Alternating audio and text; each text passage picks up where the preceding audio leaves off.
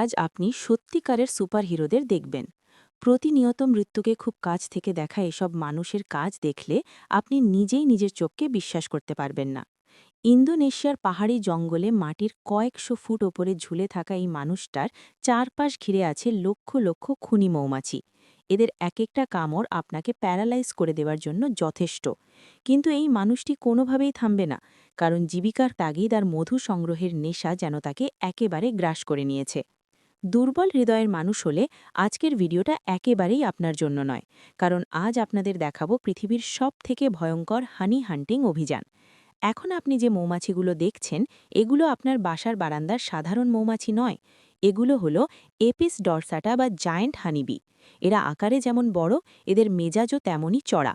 একবার যদি কাউকে তারা টার্গেট করে, তবে কয়েক কিলোমিটার পর্যন্ত তাড়া করতে পারে। এই মধু সংগ্রহের প্রথম চ্যালেঞ্জটাই হলো উচ্চতা। বিশাল আকারে এই গাছগুলো কয়েকশো বছরের পুরনো। তাছাড়া উচ্চতায় এগুলো কখনো কখনো 200 থেকে 300 মিটার পর্যন্ত লম্বা হয়। আর মৌচাকের চাকগুলো থাকে একদম মগডালে, যেখানে সাধারণ মানুষের চোখ পৌঁছানোটাও কঠিন। তাই গাছের চূড়ায় মৌচাকের কাছে পৌঁছানোটা কিন্তু ভয়ঙ্কর রকমের দুঃসাহসিক একটা কাজ।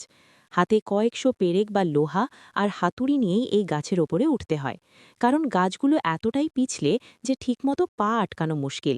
তাই কিছুটা ওপরে ওঠার পর একটা পেরেক গেঁথে নিয়ে সেটার ওপরেই ভর করে দাঁড়াতে হয়। আর গাছের ওপর থেকে নিচে নামার ক্ষেত্রেও কিন্তু এই পেরেকগুলোই কাজে লাগবে। একটা পেরেক যদি গাছ থেকে খুলে আসে বা বিন্দুমাত্র ভুল হয়, তাহলে কিন্তু আপনার জীবনের গল্প এখানেই শেষ। তাই এই কাজটা করতে হয় অতি সাবধানে।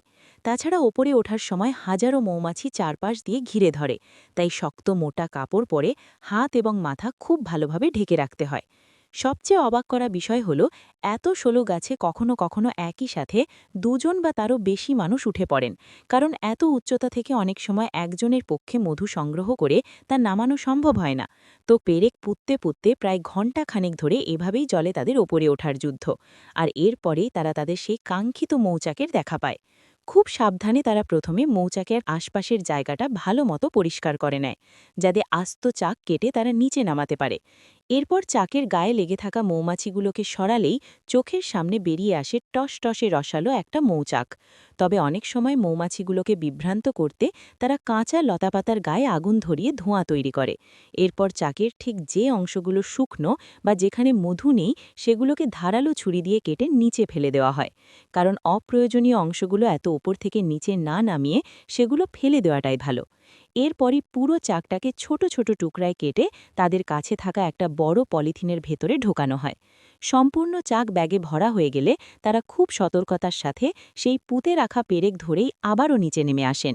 আর এভাবেই তুয়ালাং নামক গাছের চূড়া থেকে সংগ্রহ করা এই এক এক কেজি মধু কিন্তু বাংলাদেশি টাকায় প্রায় 15 থেকে 20,000 টাকা কেজিতে বিক্রি হয়।